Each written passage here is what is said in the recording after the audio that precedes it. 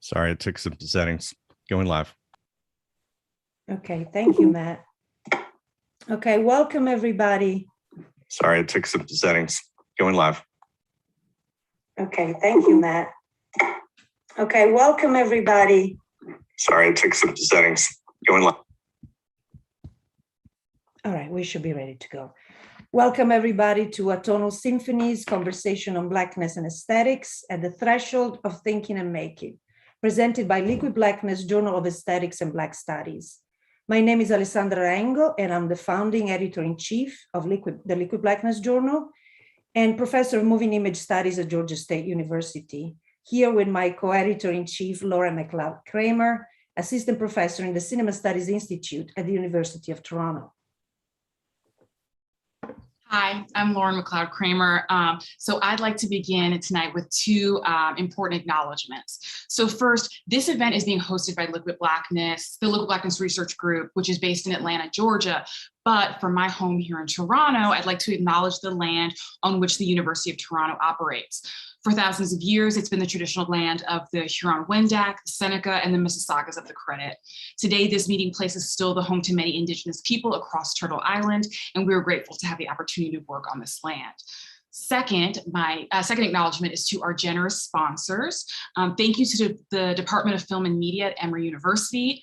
Atonal Symphonies is also supported by the Cinema Studies Institute at the University of Toronto and the Black Research Network at the University of Toronto. And I'd like to highlight that both of those groups stand in solidarity with the Canadian Association of University Teachers, Censure, and hope that you'll visit censureuoft.ca to learn more about this effort to support academic freedom. So I'm hoping that we can hand things over to the director of the Black Research Network, but I don't know, we're having, I think, some technical, perfect timing. So the director of the Black Research Network is Dr. Beth Coleman, and she can tell you more about that project. I'm so glad to see you.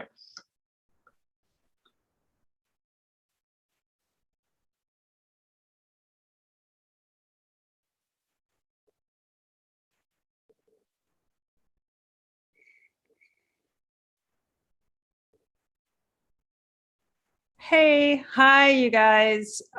So amazing. I'm just trying to get connected now. Hi, you guys. So amazing. I'm just trying to get connected now. I've got a whole dub effect going on. Let me see what I can do. Just trying to get connected now. I'm gonna have to mute Lauren.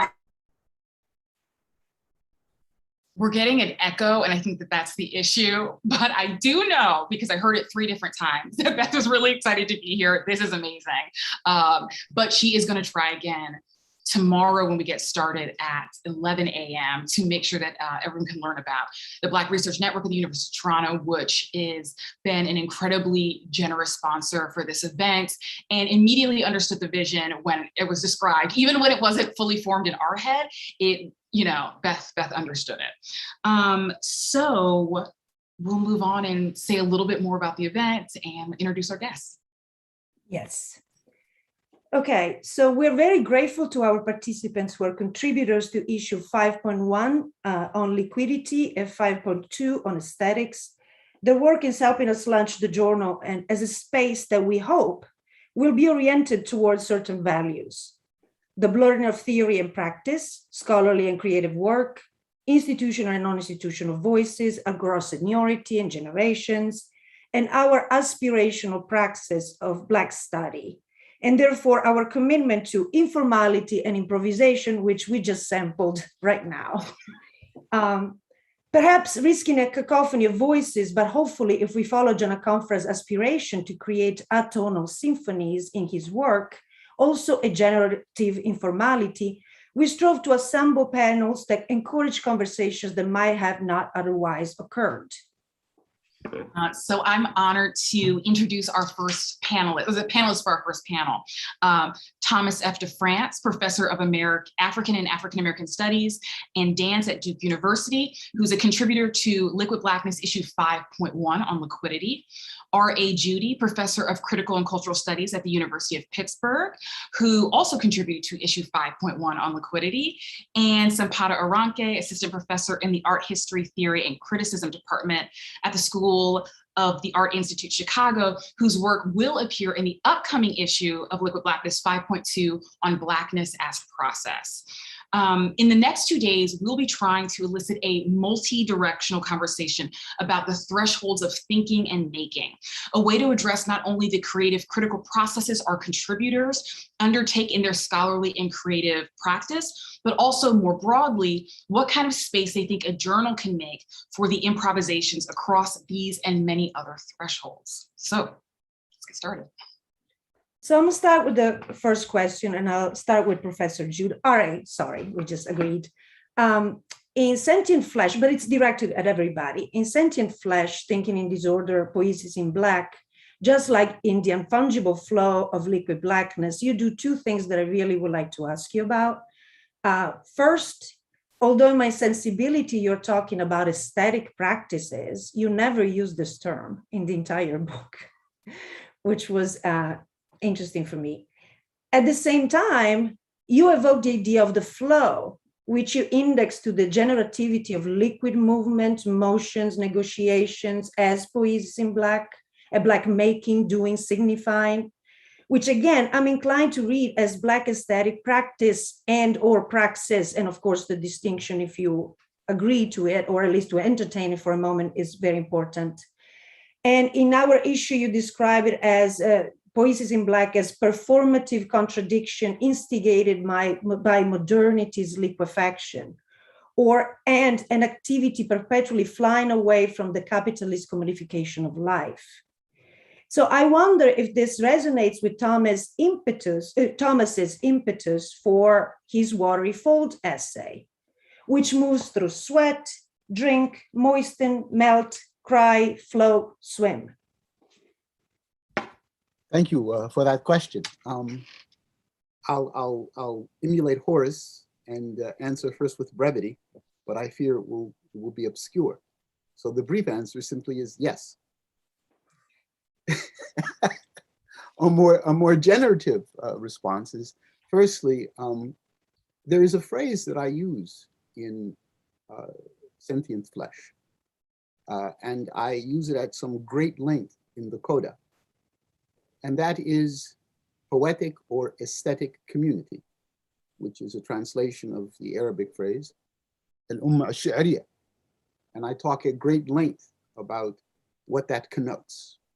And the way indeed it relates to what I discussed earlier in the text, in the body of the text, the main body, as life practices and the engagement I have of poesis. So what I'm saying is, of course, I want to challenge the distinction that's made in 19th century German thought between aesthetic practices, or more precisely, what Kant does at the end of the 18th century, and these life practices.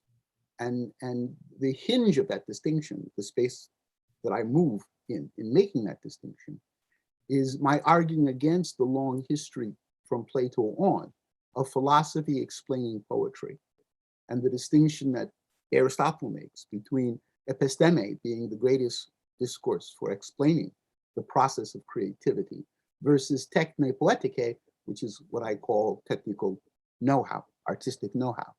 And again, I go at great length to talk about the ways in which practitioners of the buzzard lope dance are on record exhibiting that techne poetike and explaining it to people like Lomax and others. They know what they're doing, and this is what it means cosmologically.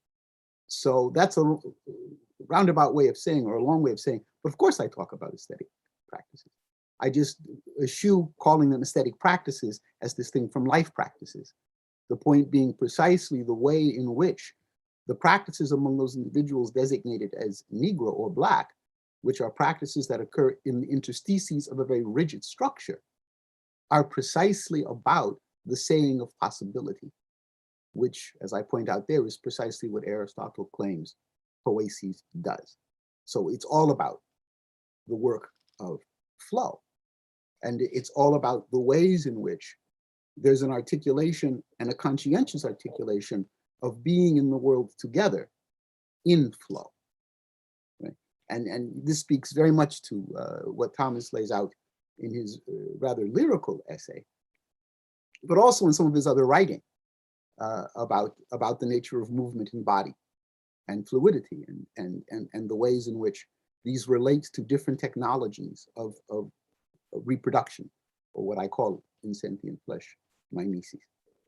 I would also add, and this is fully opportunistic, that Sampanda's work as well, I think, is speaking in the same flow, right? That there's a confluence, to use my preferred term, that we're all engaging in thinking about discrete articulations of so-called Blackness that articulate themselves deliberately with full awareness as fluidity, as process.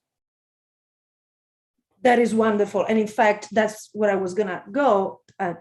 First of all, ask Thomas in what way he sees, Thomas sees their own work mirrored in your own, right? And especially with this insistence on flow, which, and I suspected that you're refraining from the use of, aesthetic theory, whatever had that reason. So I'm glad that was confirmed. But also for Sam, so maybe the two of them can jump into the conversation now, that in a sense, this is not only what you do in this essay, but also seems to me part of your larger project, which is to always question what is the subject and object of Black art, and also how to make art history do the work of Black studies. So I'll leave it to you. Thomas, did you want to? Okay. Yes, thank you so much. I mean, I should start just by thanking Alessandra and Lauren for convening us. I'm so humbled to be on this panel with Thomas and R.A., who's, both of your works have kind of definitely touched mine and influenced the way that I've come into this work. But absolutely, Alessandra, I'm constantly kind of returning to that dilemma, which I think is such a generative one, right? Which is, what is the subject and object of Black art? So part of that is because, right, I'm thinking somebody like Hammond's, for example, and what I'm hoping to kind of thread out in the Hammond's effect, someone like Hammond's is always asking us to return to the site of that question, right? Which is like, constantly throwing into crisis what it is that we think we're seeing. Like, are we seeing it? Let me put this in a more kind of maybe controversial way, which is like, does one, when one looks at a Hammond's work, does one see Black art because it's made by a Black artist? Or is there a kind of Blackness that is generative and generated in the object, the quote unquote object status of the work, that allows for a kind of maybe sensation or conceptual relation, material relation, historical relation to the question of Blackness? I think that is so much process, right? Reading Thomas's essay and rereading R.A.'s essay for today, it just kind of reminded me that question of like the feeling, right, of what one might feel in relation to this question of Blackness was so alive. And part of that aliveness for me is totally generated in the method or the process, which kind of in both of the essays by my co-panelists today, that method was, you had to dig for it, like you had to work for it. And that's exactly the kind of possibility, I think, that like Black studies might open up, right? It's not always laid bare for you or like made transparent. It's definitely not something that is translatable in a kind of clear, linear, definitive way. It's something that you have to work towards, and you have to go out and do that work to return to the scene of the writing to make it happen, right? Which is that beautiful moment right now where you're like, yeah, of course I'm talking about aesthetics, but I'm not saying it, right? Like you have to get there. I don't know if that answered your question, but I find it to be, find these projects, right, to be so intertwined. Yeah, and please, this is an invitation also to answer to each other directly. No, that's really helpful. And thank you everyone for the acknowledgements and gratitude in lifting up this project as a collective thinking and being near each other. I guess I'm kind of thinking about the temporariness of the technology of expressive, like life being in a way. As I was listening to Ari, I was thinking about it in terms of a kind of like a moving through. And of course, I'm always concerned with movement and trying to imagine in terms of movement. And then this question of address, Sam, and there was something in there about like how the work faces. And lately, maybe this would be juicy for us. I mean, in the last month or so, I've been finding myself talking about, this question of Black art, which is always a question, Black dance, what is it, how is it formed? How does it constitute itself? How does it know itself? And I've been trying to think about that in terms of address. So my sort of latest tussle is that work, gets to claim its status as Black work when it wants to address Black people. And that's really important to me that, I find myself less interested in addressing a kind of general white sort of subject in thinking through what the technologies of Black expression do. But I do think they're temporary. So for me, it's useful to think about moving through a poetic or an aesthetic as a practice and a process. But for me to say that, then I have to be willing to say that I'm not always in it. Like I don't feel I'm stylistically necessarily moving to the grocery store, but then sometimes I am. So for me, it matters that I know the difference, not that you tell me I'm doing it differently, but that I actually generate the sensibility of understanding that difference. And I wonder, Ari, if we could kind of tussle with that a little bit and see if that helps open a question of aesthetics. For me, it matters that there are aesthetics that are quite a bit different than everyday flow, but I think we move through them frequently and, very powerfully and unpredictably. One of the things I found interesting in your work, Thomas, is precisely your attention to the tension between various mimetic modalities, techniques, and their myriad styles, right? And quotidian living, right? And quotidian living. And on top of that, the reflection on that tension, right? Where the three of them are in relation to one another, and not in a hierarchical structure. This is what I think about as confluence, right? And I can think of for instance, the piece Cain, right? And the piece that Brittany Williams did, which I don't remember if the name was there, but I know on the screen it was Soul, right? In which the installation of both of those pieces was both an exhibition of this tension, right? But also an expression of it.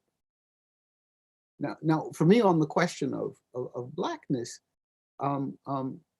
it interests me the way in which capitalist modernity organizes life in a specific way.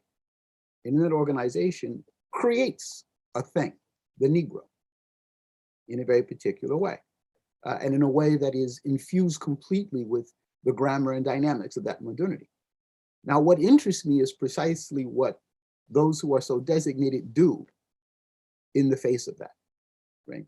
We can talk about it as you like to talk about it, apropos Christina Sharp's work, In the Wake, playing with the double sense of wake there, or we can talk about it in the way that I like to talk about it as in the interstices. But what they do there poses the question of what is human being in a way that is apositional to the formulation of the notion of man or the human that defines the epistemology of modernity. It's apositional, right? And in that apositionality, it opens up the question of what is the nature of human being, but also offers a set of answers. And those set of answers are the life practices. And those life practices are fundamentally poetic. And here I want to go back to fundamental concepts of mimesis, in which the movement through is fundamental, in which the dynamic relationship between object, media, and modality is precisely that, dynamic. It's always processual. So these folks, and I offer up some concrete examples, ring shouts, buzzard lope, juba, these folks are performing being human in a very discrete way. And in a way, interestingly enough, with regards to those specific forms, the buzzard lope, that marks the distinction between the style of everyday living and these particular performative moments, right? These deliberate performance of a certain kind of blackness. But that blackness is being performed, I want to say, is the performance of a way of being human in confluence. And this is where I think it speaks to a general issue of modernity for everyone. So it's not an ethnographic expression. It's not a cultural expression. It's not, and this is,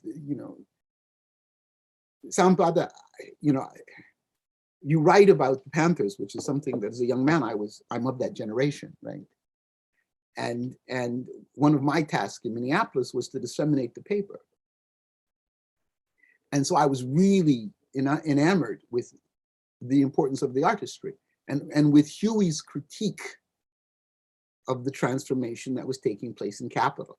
And you're recognizing that relates to David Hammond's challenging of the question of what is the object, what is the subject, what is seeing, is kind of what I'm trying to get at when I talk about this way of being human that's a confluence of different significations. I call it parasemiosis, right? And I would second, aggressively, assertively, proudly, with great joy, your recognition that was fundamental to the movement of the party, at least the movement of the party as Huey envisioned it. And that's what speaks broadly. So I hope I've tried to address what you're saying, Thomas, in a way that's aptly stylistic, because as you say, as I say, as we all say, style is everything. And it's always occasional. It always reflects the occasions of its articulation.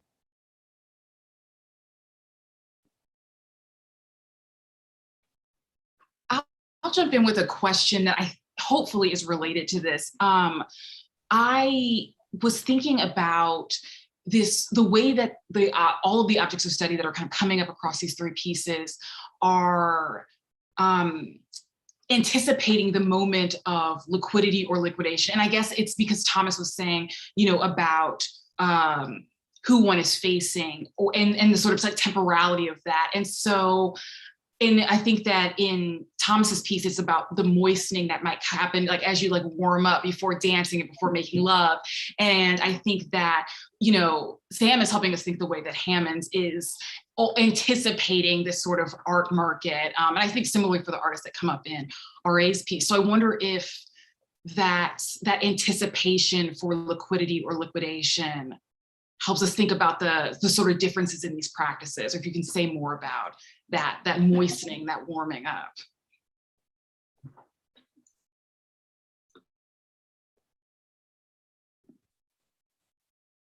And I just want to add that that I appreciate how Lauren, continues to make clear the distinction between liquidity and liquidation, for example. We're very aware, right, that even this, sometimes it's also the anticipation of disaster, right? And so we don't want to romanticize any one of these poles in a sense, because we know, and all of your pieces show that how absolutely, it's not a positive confluence, but unfortunately, right, they're so dramatically intertwined. So just for clarification. What's wrong with a positive confluence? Well, I guess the fact that liquidity is both as you say, there's no Negro without there's no liquid modernity without the liquefaction of the Negro, right? And there is, so the fact that liquidity as a concept is never safe, it's never secure from its outcome. It can have this kind of generative, right, interstitial, confluential, right, parsimiotic, element and balance to it. But at the same time, I mean, I guess you've done the work to tease them apart, right? But when we use this term without reactivating this work of teasing them apart, we risk glossing over this dramatic distinction. The one is generative, the other one is liquidating, quite literally, right? Or it's generative of the processes of capital, it's generative of processes of extraction, right? It's generative of other things, and so that cuts, that distinction. It's I think, the way I understand it, the way I see it, and the way I see it in your work is a constantly moving line that one has to be vigilant about. I think Thomas says, liquid blackness is a type of vigilance that holds back its tears, right? So yeah, I guess that anticipation and vigilance maybe are the two things we're asking about now that I finally. I was querying because I thought you were wanting to dispense with confluence. Absolutely not. But I say there's also perverse confluence, unfortunately, sometimes, and that's why I wanted to. That's the greatest sort. Right? No, because per the distinction you're talking about, it perverts the liquefaction that is modernity. Right? And I think Sam's piece about David is really a wonderful example of this. That the very nature of the market is to liquefy. So the question of what's being seen, right, becomes a question of finance. Right? It becomes a question of credit and debt in precisely the way in which there was a huge financial market created on the speculation of the abstract value of possession of the Negro, right? So the perverse confluence always perverts that. The cover of my book is a David Hammond piece. So I was, Shaz Sekundur is a friend of mine, and I was at the opening of her installation at the Morgan, and at the cocktail party that was held by her gallery, and the owner of her gallery is a serious bibliophile, and my partner, who was the editor of the book on Sekundur's work, had gotten to know him, and so she took it upon herself, unbeknownst to me, of bringing sentient flesh to give it to him, and so he put it on the counter. He was really taken with it. And everybody began to flock around this book, and he finally hid it because he thought it would be stolen. Why did they flock around this book, Sam? David Hammond. And right away they wanted to know, how did you get this from David Hammond? And I'm kind of perplexed. I asked him, how did you ask him? He goes, well, I've got a good friend, AJ.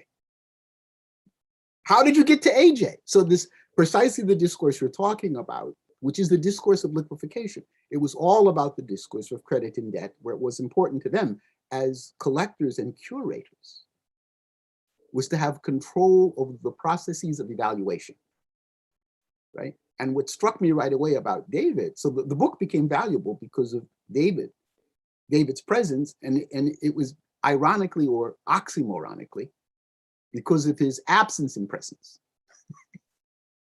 right? Which these folks were loving. I mean, it was almost erotic the way in which they were then proliferating in stories.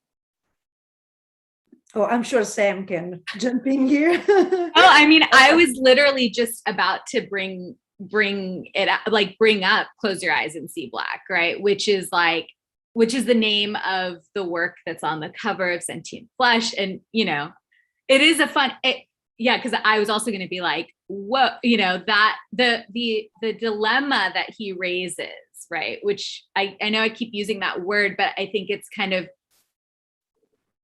that work specifically, the body print work specifically, I think bring together kind of Thomas and R.A. and I in these ways that are just so fascinating to me, because those body print works are like, talk about moist, right, Thomas? They're like, these, he greases up his body and presses his flesh onto the page in a way that is a kind of movement score, dance, this kind of like slow movement that is about that printmaking process. To me, like that work, just the materiality of that work alone kind of brings us back to liquidity and also anticipation, Lauren, to your question, like the temporality of that gesture, right? That anticipatory gesture, where you mark the page in such a way that like either slows down or speeds up capital, right? The process is slowing down the process, the kind of, I believe the process of capital by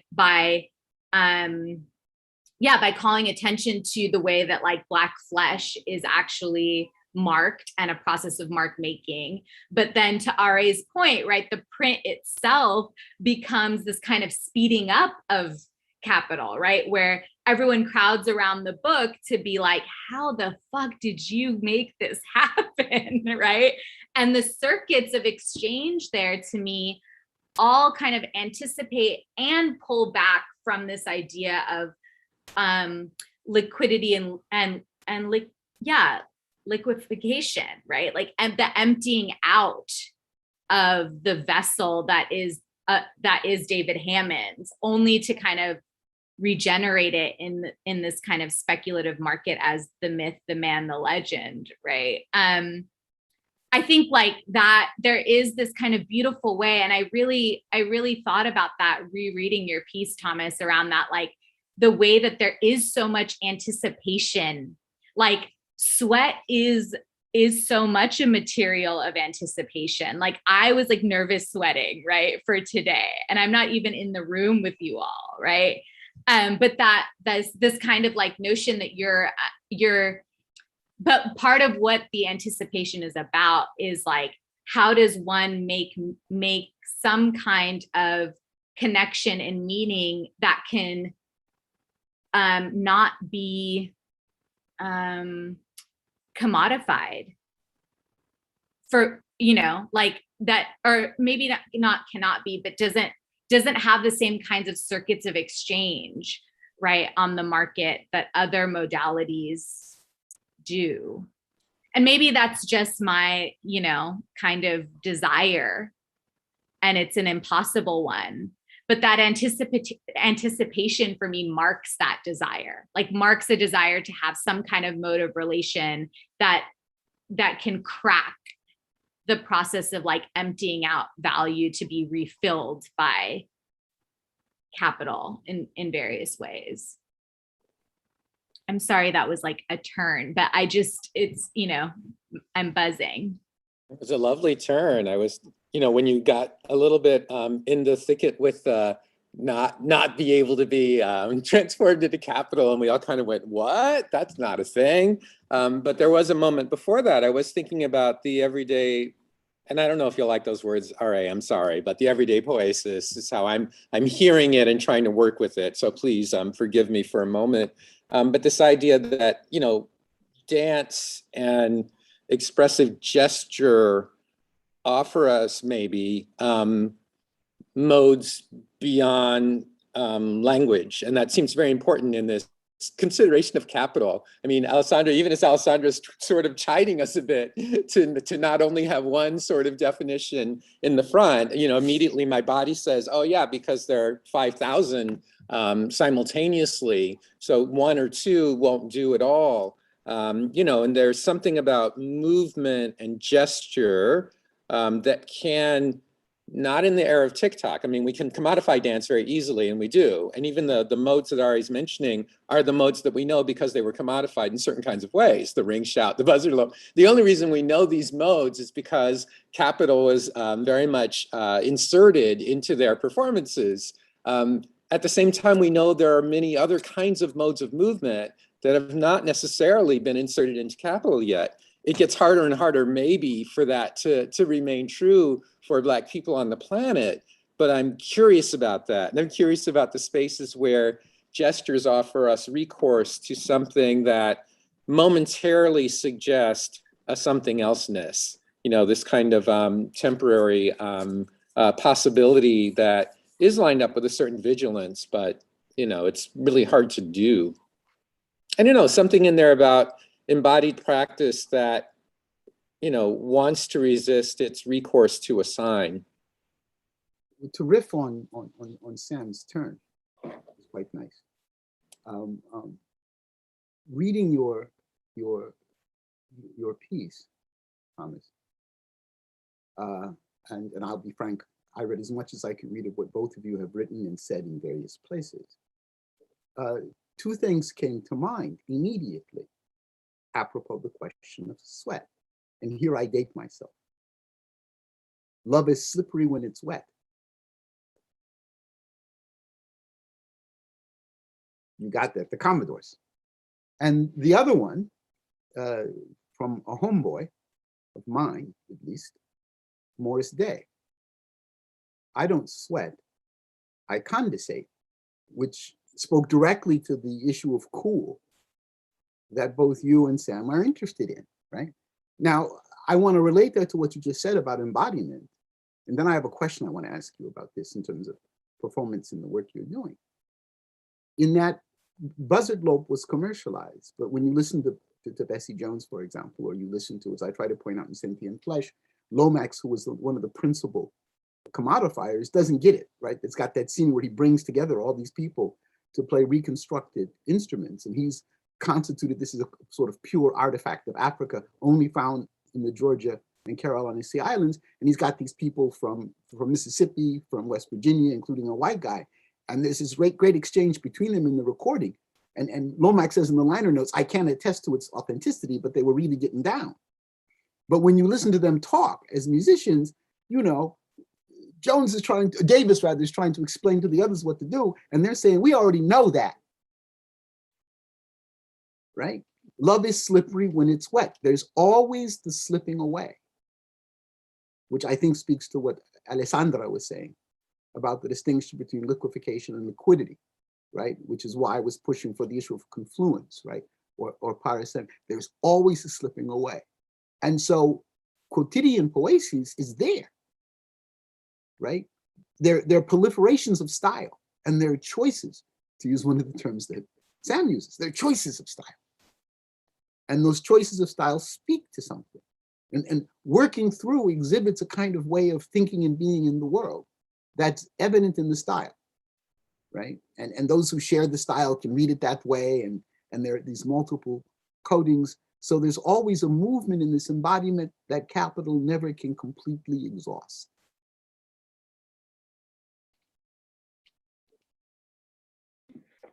This brings me, I don't know if I'm jumping in, to this question of, and I actually have to credit a former advisee who was working on post-Blackness and hip hop to some extent, but anyway, it's complicated, but she, and especially thinking about Jean-Michel Basquiat, right? That there is the question of initiation, right? That a lot of Lomax, right? The opacity, I mean, there are lots of reasons for it, right?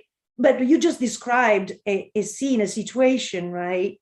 Where someone are initiate, where is initiation a way of thinking about, I guess, as a question, as a hermeneutical question, semiotic question, right? Rather than what we were describing earlier in terms of anticipation and vigilance, right? But it is a type of threshold. I mean, do you see it? Do you, does it resonate with you? I mean, David Hammond's, right? I mean, Sam, the way you describe it is like, there's almost, you have to give yourself over to the project in the way it dismantles and throws into disarray art historical discourses, value processes, evaluations, in order to hope to begin to figure out a way to describe it even, or to hold it up, or to see if it can crack open something else, right? So, and for Thomas as well, I felt there was an element of initiation,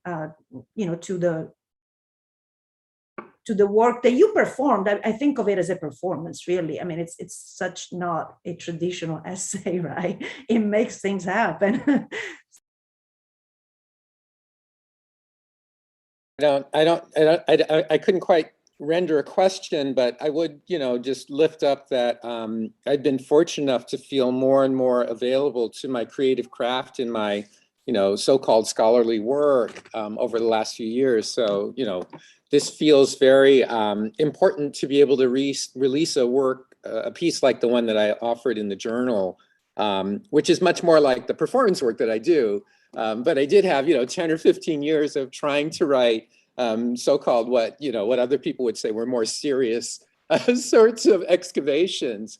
But I've kind of figured out that even as this journal is suggesting that there are other ways to know, and as RA and Sam keep saying, there are just other ways to be, and this otherwise way of being, as Ashad Crawley calls it, is something that's foundational to understanding a kind of poesis or confluence or aesthetic, if you will. And then that kind of ability to move through it could be something that helps us understand.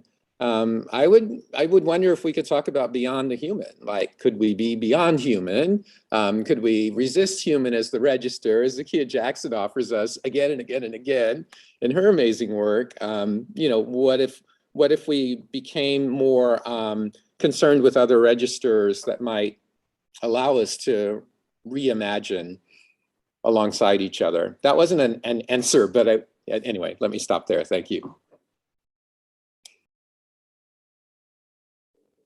Sam? I want to kind of I think Thomas has offered us a really, important opening.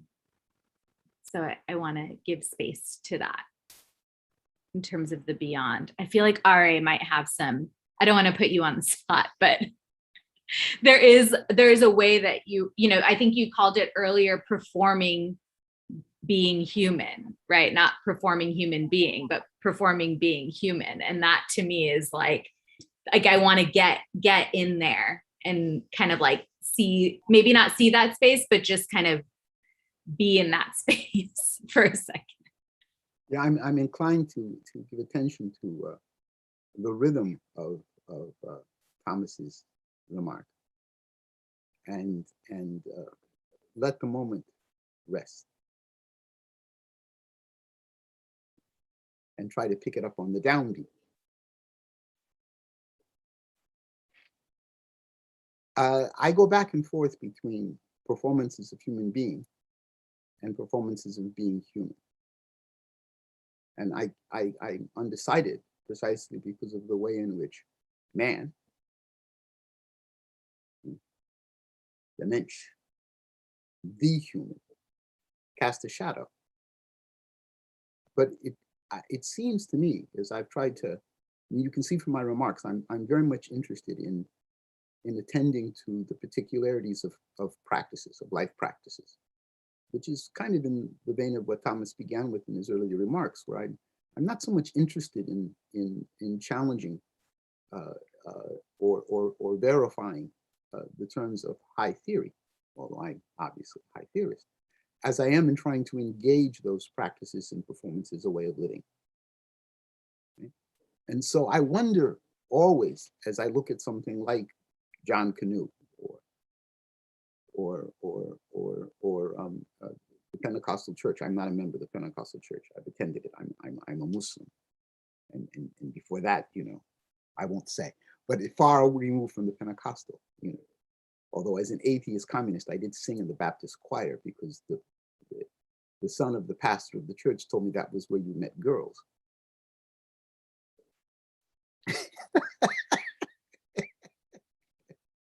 And the spirit moved me. But it seems to me that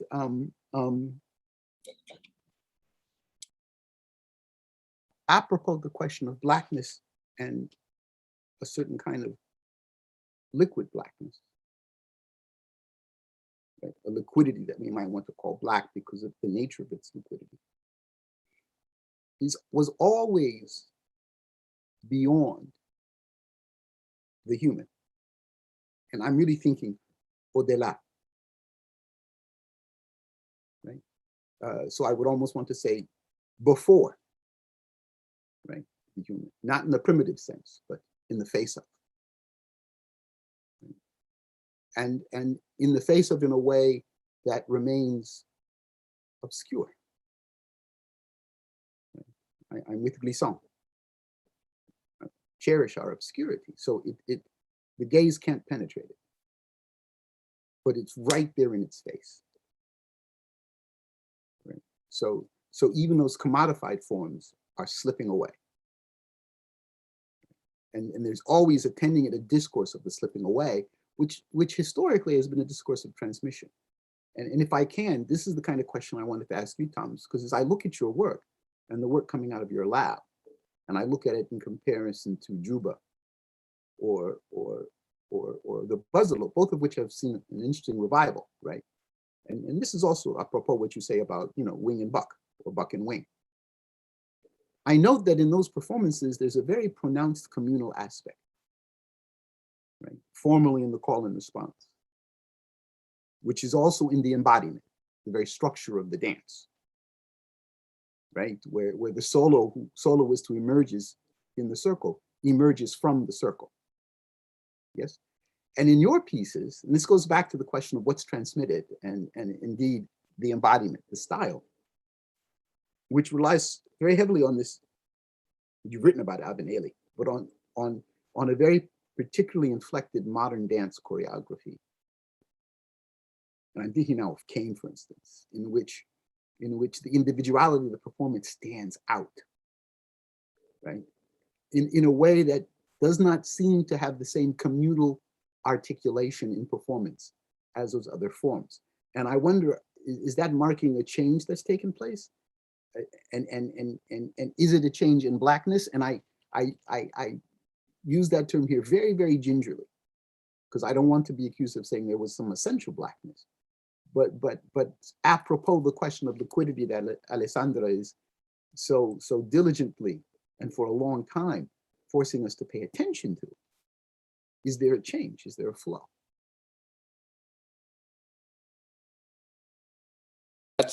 That's a really useful and provocative formation. And I think to have Sam speak to Hammond's work in a similar vein is really useful here too. There's a way that the particular works you're pointing towards are works that are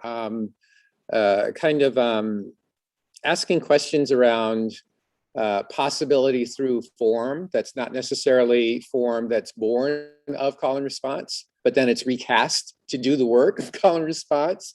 And then I see in the chat, there was one of our listeners on some other platform than the Zoom right now who was saying something about address, because I had offered that up before. A work like Kane, so my company had explored Gene Toomer's Kane in a certain kind of way with the sort of technological interfaces we're concerned with and curious about. And with artists who are working very much in something that we might now call contemporary ballet.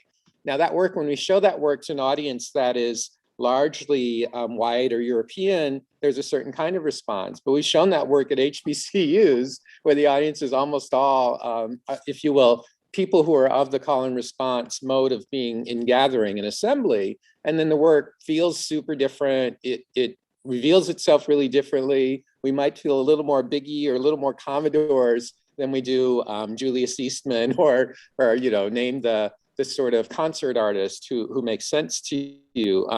So there's a way that kind of how the performance arrives in concert, and by concert I mean in assembly, I think it does seem to matter, but I'd be curious about that, to hear Sam speak to that in terms of Hammond's work.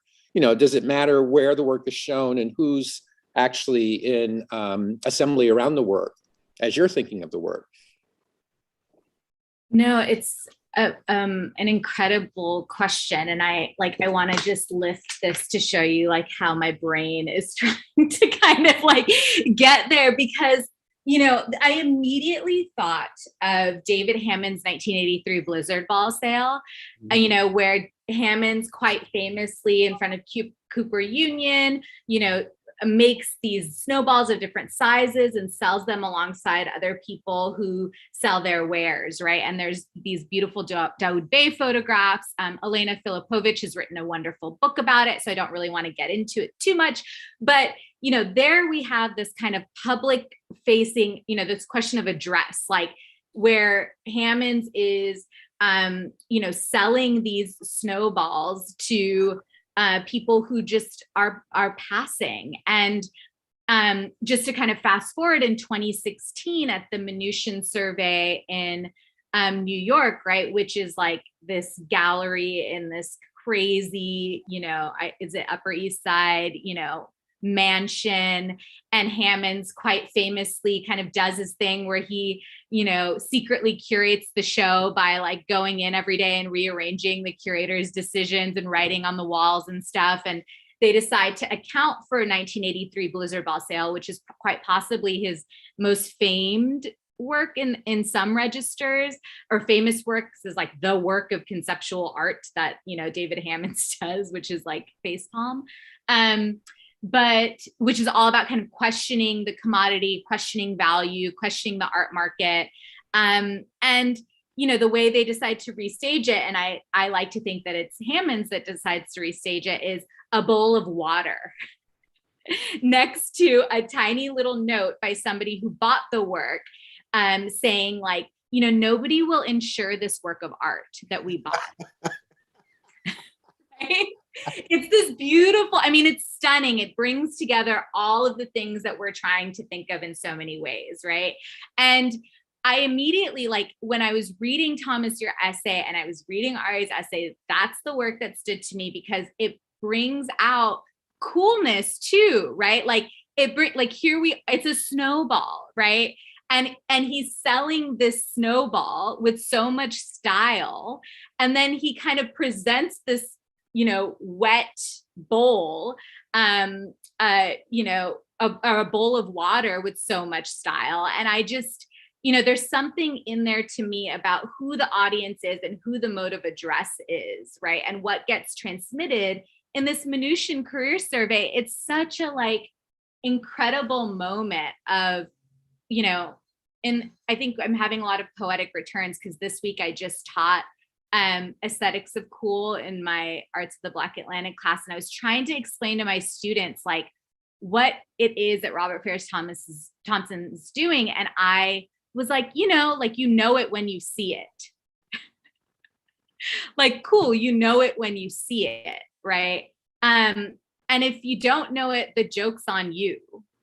And I just feel like that Mnuchin display of Blizzard Ball Sale is such an activation of like how cold coolness can be, right? And how it's such a turn of the joke being on you.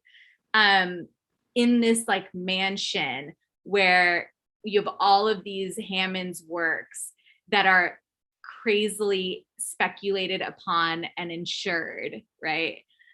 Here, like that moment of that kind of turn is precisely, it begs the question, like, who is he addressing? Right? No, it's a great point. Yeah, I'm sorry, go ahead. Sorry.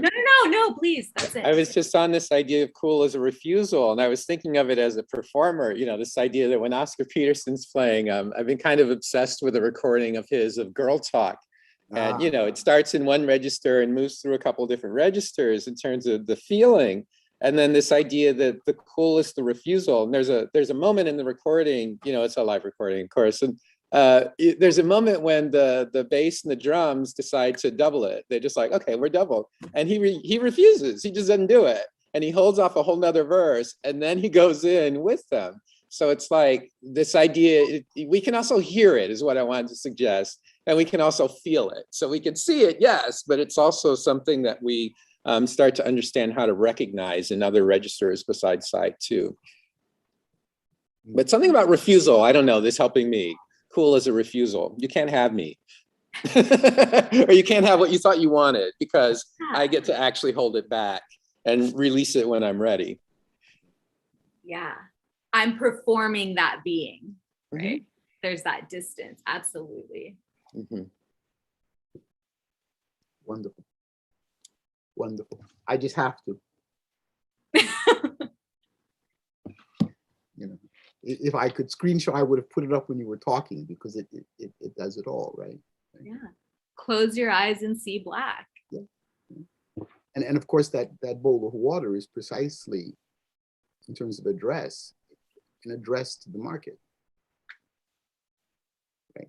This whole issue of liquidity, where, okay, so you're going to insure this and then sequester it away from view so that it continue to appreciate in value, so that you can borrow on it. You can use it as a financial instrument. Okay, do that with this. Oh, the snowball that you insured, here it is.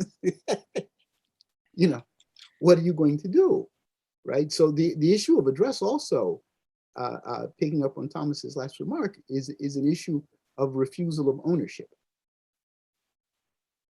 Not a refusal to be owned, but a refusal of ownership. Right? You know, this is there in the street. Everybody does. You know, and it's all about a sort of prolific democratic mimesis, which is the way Zora Neale Hurston talked about Negro style. Right? This really dynamic hyperbole, and just, it feeds to talk about memes. Right? It feeds. There's perpetual mimicry. You know, the strut that we learned from the older boy down the street, who learned it from his uncle, who learned it from watching Superfly, or, you know, who thought he learned it in reading Iceberg Slim.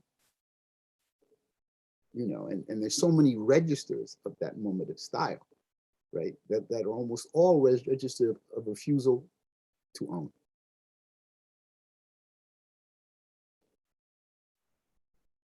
There's a question in the chat around music video liquidity, and then references to a few different kind of objects we could think about together. But I was drawn to storyboard P and Until the Quiet Comes as a kind of moving image performance to consider in this question of liquidity and gesture and cool and refusal. It's a remarkable short piece of film. And who shot that film? Who shot? That's Flying Lotus, right? Until the Quiet Comes. I don't know who shot them. Well, Khalil Joseph directed it, but with okay. more Flying Lotus. It is Flying Lotus, though, yeah. And this, you know, so this mode of dance that, you know, if we need to call it dance, we can, but we don't have to. I mean, it's a mode of poetic address, if you will, or poesis that storyboard is especially concerned with. And storyboard is really good at not really being there, like being there and not there at the same time. They're really amazingly adept at that mode of stylistic sort of embodiment. And, you know, again, not to collapse liquidity into a kind of like fungibility or just a sort of like ability to shape shift somehow. It's not only that. At the same time, storyboard is really remarkably adept at crafting energetic forces that are tangible and hard to see. So I guess that's what I want to offer to that question that was in the chat. Thank you. I have a question that is going to turn us ever so slightly, because I want to talk about process a little bit, but I do think that it resonates with the other things we've talked about. So part of this panel's convening was this idea of thinking and making. And so I wanted to ask if the group would elaborate on who they're thinking with, or how that kind of comes into your own process and practice as thinking and making. You know, I think, Sam, like, this is obviously part of a longer work with David Hammons that is not about a biography or here are some tools for interpretation, but is instead about, you know, thinking about an artist who employing a methodology that we can join, you know? And I think that for Thomas, you know, from an editorial perspective, one of the things that was really interesting for us was you saying, like, this piece should not have a traditional citational apparatus. It cannot, it should not be punctuated by footnotes. It needs to be liquidity. And so I think that, you know, part of these life practices that have keep coming up in this conversation have been about being and doing together or collectively. And so that's why I'm pushing on this idea of thinking with. And then RA, in your piece, I would love to know a little bit more about how you might be thinking with Sandra Perry, because that the two images from her body of work feel like such interesting expressions of almost like the parody and that Black exotica that you say, that kind of that pushing that limit when it comes to Blackness and liquidity. So I want to know kind of, you know, in your process of writing, who you're sitting down to write with, who maybe show up in the bibliography, but maybe not. If you could say more about that.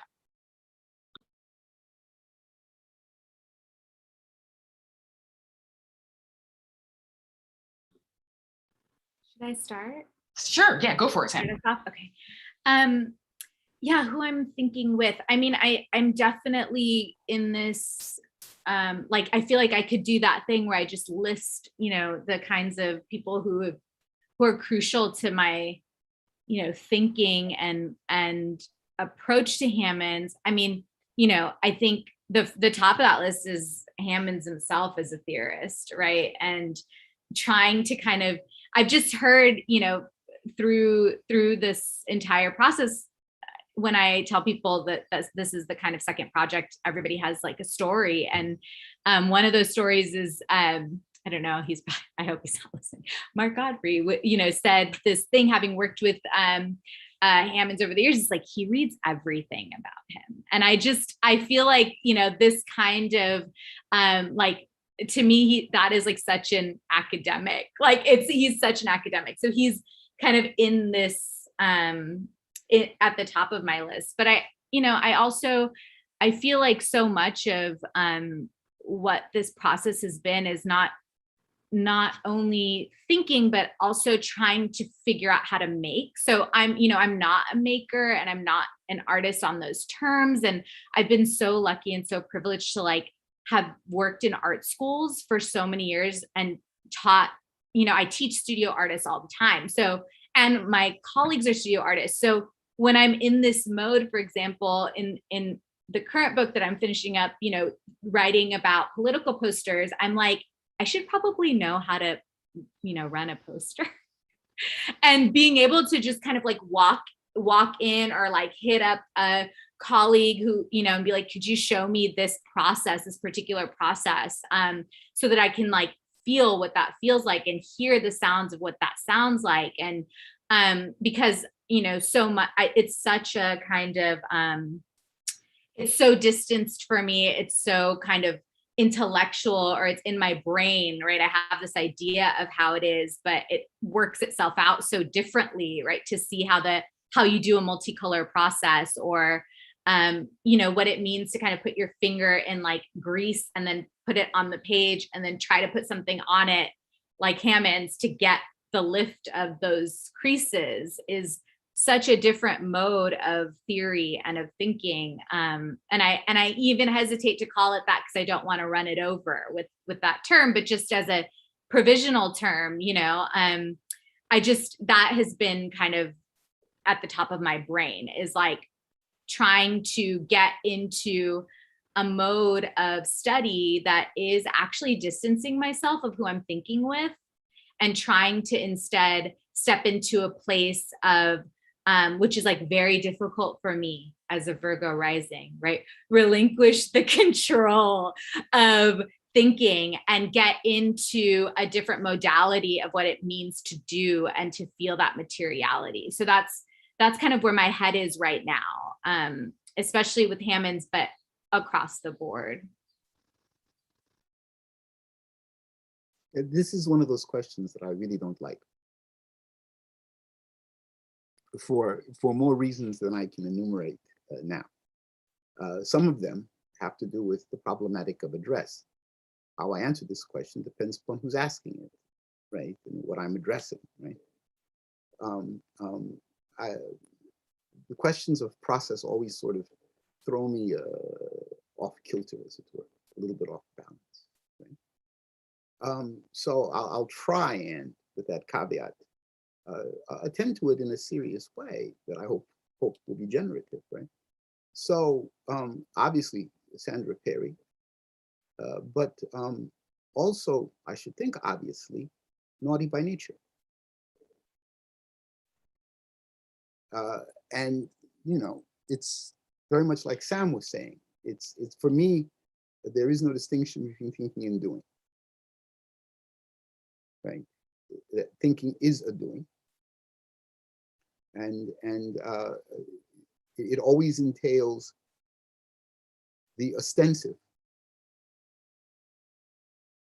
as much, if not more than, the deliberative. So even in that short piece, there's an illusion of the deliberative, but it really is a set of showings, right? And it works by a kind of a qiyas and a kind of analogy, right, of juxtaposition. And so the point, the ambition was flow, and to try to have a certain flow appropriate to the moment, right? Because style is always a response to a particular moment, a particular situation. Hence, I'm saying your question raises the issue of address, and trying to find that expression that is adequate to that moment. So yeah, Naughty by Nature. And in terms of its lyrical form, I'm thinking of Tretch, but I don't want to take away from the rest. And you know, because a lot of the times when I'm doing whatever I'm doing, I'm always doing it with sound. And I'm always trying to struggle with thinking with sound, right? I also in other moments struggle with thinking in sound, but that's another venue, another context, involves other media and other modes. But I'm always in the writing trying to think with sound. That's terrific. I mean, I don't mind this question because in my work as an artist, we're constantly doing artist talks, and it's always the question, you know, the how question, you know. So for me, it feels a bit more familiar in a way, and I tend to kind of take it for what it is. I think these days I'm thinking with TikTok and with Insta. So I'm thinking with people who are, you know, trying to create thirst traps. So I was like, writing this piece, I was like, oh, okay, let's do something that'll actually draw a certain kind of attention. You know, so that's quite intentional about it too. It's trying to draw attention in a certain sort of way by, again, refusing to demonstrate its sort of mechanism, even as it reveals itself through, you know, typographic symbols. But I was also thinking with Makita Thomas, who's the artist whose work is represented in that piece in the journal. And there wasn't a particular reason for that, except she got on my mind because I've been, you know, like collaborating with her over the years in different sort of contexts. And she's quite amazing, of course. And somehow in the way, RA, you were just saying, process-wise for me, like Treach and Naughty by Nature showed up for you, Makita showed up. And, you know, like my grandmother, who was a dancer who comes to me often, Makita came, and then I thought of that piece. And then that piece and its imagery accompanied some of the writing. Yeah, so the thinking with, I mean, I've just said some people I've been really concerned with these days, Zakiya Jackson and Christina Sharp came up. So I think, you know, all the kind of like names that we've sort of shared among each other in this talk are people obviously that we're thinking with. But in terms of process these days, I'm trying to think in alongside Insta and TikTok. Good luck with that, right? I have to just quickly say thank you for, you know, going against what you wanted to do and answering that question for me. Anyway, I do appreciate it because I think that as we try to think about how a journal can make a space for people to think in a more capacious way, it is always helpful to kind of, for me, to have that insight into the ways that we actually can avoid making some sort of distinction between traditional scholarly work and other kinds of creative work, that we can sort of stop kind of falling into those routines. And I think some of them is is, like Sam's doing like it right now in this process of being like, I have to get my hands on it a little bit. Yeah, so I know that you didn't want to, but I do appreciate it. I take it that's directed at me because I was the one saying. Well, it's as Thomas says, this is a question I know that artists ask, right? And I'm very familiar with it in that context, and that's part of my resistance. I'm in Pittsburgh, and there was a jazz venue. There always are all kinds of jazz venues that pop up, and they don't last very long because of the structure of capital. This is a very rich town in terms of jazz performance. And this place was called CJ's. It lasted for quite a while. And I used to go every Thursday night because Roger Humphrey's trio would be there. And very often the great bassist Dwayne Dauphin would be performing. So, I have a good friend, Jim Murad, who's a jazz impresario out west in California, rather well known, been around a long time. Whenever he comes to town, I take him to different venues. So we're hanging out in CJ's one Thursday night, and Dwayne is playing. And Jim says that, that he's playing Ron Carter. I said, nah, it's Thelonious Monk. So the set finishes and he comes down, you know the etiquette. You guys know the etiquette, we invite, Dwayne over for a drink, right? And we get to chat and I say, Dwayne, Jim here's saying that you're playing Carter. And I said, Monk. Dwayne looks at us and he says, no, I'm playing the Wren. Next Thursday I go in and he's there with his lady, right? And it's a set step. And they're doing standards, right? And Dwayne's, he's jamming away, and there's a real distinct color, right? And set ends, and he's with his lady, so I'm not gonna offer him a drink, but as he's passing me, I say, so tonight you're playing your lady. He said, you get it. Now that's probably how I should have answered the question about process, right? Because the question of the how is in the performance, right? It's in the performance. And sometimes I feel if we have to ask the how, then the performance somehow has been inadequate. Hence my remark about style and adequacy, which isn't necessarily on the questioner, but it's on the performer, right? Which in this case would have been me. I slipped up, that bad note was supposed to be turned into something that was flowing. Well, can I jump in? This is incredibly helpful, but also to perhaps further clarify what I think Lauren meant, or what we were trying to get at with the name of this event, right? It does include thresholds of thinking and making, and we're also thinking about. So it's not I don't think this question of process is about getting into your stuff or that it doesn't come through, but because this is a newly established journal at Duke, at least, right? We're trying to set the stage or the tone. We are building together a tone or a place that your performances are helping us figure out what it can be. So it seemed perhaps helpful even more broadly to think about these issues a little bit together, and also as a way to really express tremendous amount of gratitude for the work that you are doing by setting the tone and with so many different nuanced performances, right? That I think junior scholars can have something to look up to, right? In figuring out that some distinctions, right? Some thresholds are there to be crossed, for example, or some chances are there to be taken. So I would imagine, I don't know, Lauren, if you disagree, but that's really the spirit. And I think it's helpful more for, especially what we think, the work of, we don't want to say mentorship because we're probably not even in the position to do it, but of cultivating a community or cultivating a generative space to the extent that we can. My remarks were not meant to make either of you feel defensive, but rather to pick up what we're doing. I would dare say, I understand the thrust of it in the moment, that the story about Dwayne Dauphin is what Liquid Blackness does. It's what this event does, right? It does it. It does it wonderfully. It does all the things you just talked about, Alessandra, right?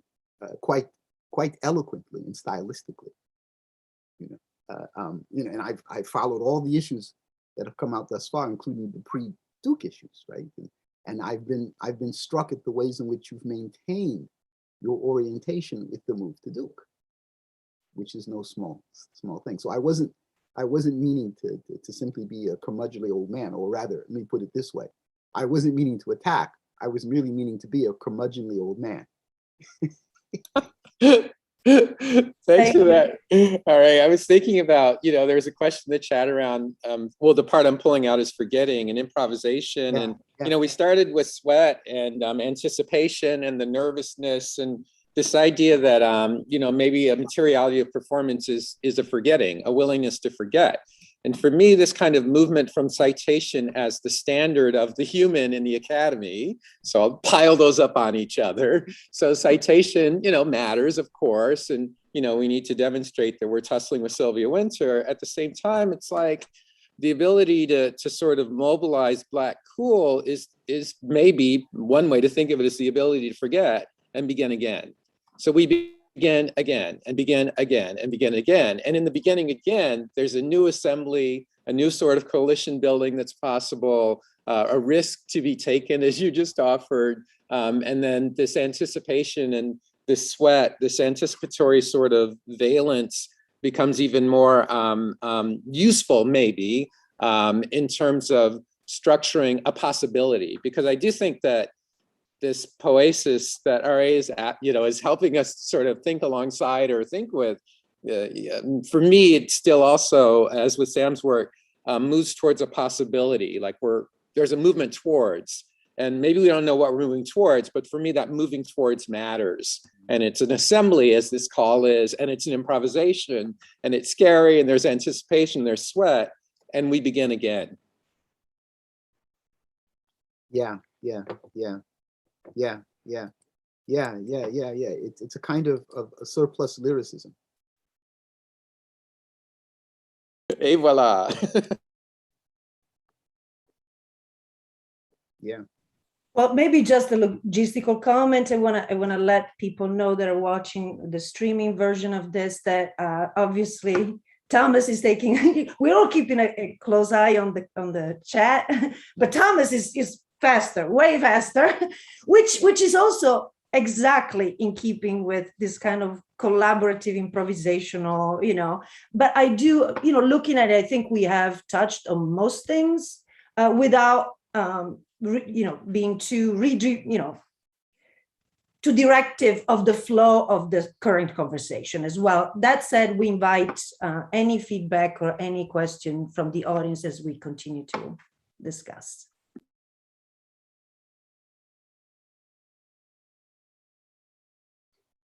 Of course, the remark about surplus lyricism was an engagement with the same question that you were reading, right? Because part of that question was about the issue of a kind of seat, right? And the seat phrase as a loss. But as Fred points out with that surplus lyricism, it's in that too muchness that an animation takes place.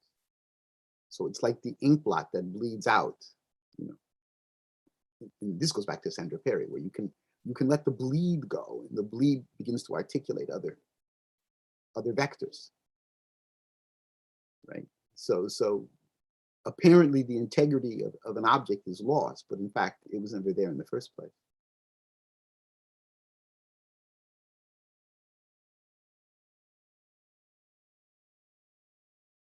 I love this. Well, I really do. I'm like, so yeah, this is so generative and so, it makes us feel that maybe we gotta keep up the good fight, I guess. That's the, and we welcome any feedback about the way we keep up with our own values, and I really mean this anytime, because I think that this is difficult work, right? Or work that has to be done carefully, I guess. Yes. So.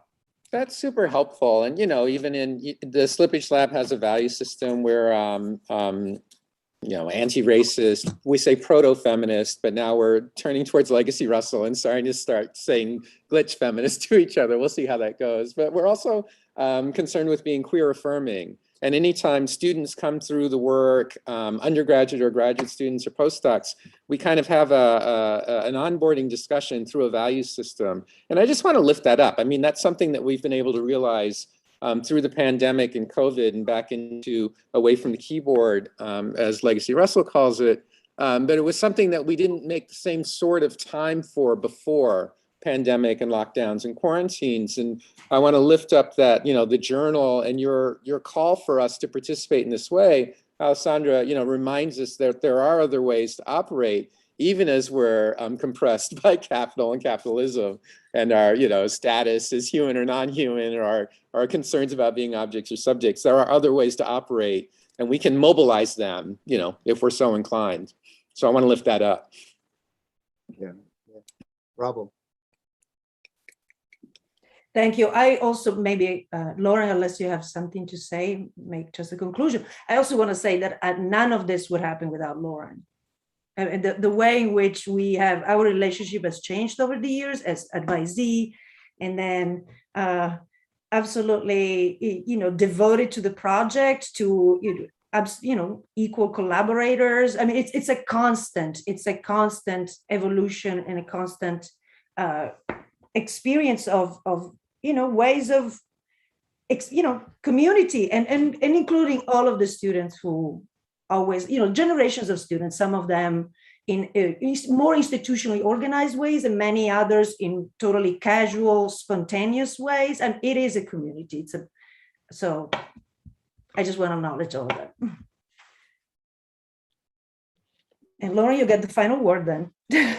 Oh my goodness, that's so unfair. This has been incredibly helpful. And I'm so, so grateful. And we kept talking in preparation for this event. Well, how do we keep it informal? How can you be informal on Zoom? And I just feel like here's the last, our conversation is the answer. And it's because of the generosity of our guests to share these beautiful pieces with us, trust us to kind of, highlight them as best we could, and then to come again and continue to elaborate, continue to give. It's just, it's amazing. It's incredible. It's the new bar for me. So I'm incredibly grateful. Thank you. I also would love to thank all of the grad students who are like here in the chat, here in the Zoom, running things on Facebook and YouTube. Just incredible work. And they're in the shadows. That's how it always goes. So Gail, Ashley, Alper, D. Jones, thank you.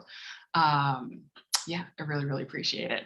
And also I'm seeing OG Liquid Blackness members in the chat as well. So hi, Cameron. We are coming back to do this again because it is a practice. You have to keep going. You have to keep improvising. So we're doing this again tomorrow at 11 a.m. and 2 and 5 and 5. Fabulous. So we hope that you join us again tomorrow. So thank you so much. Bravo. Thank you. Thank you. You can stop the streaming. I don't know how else to sing.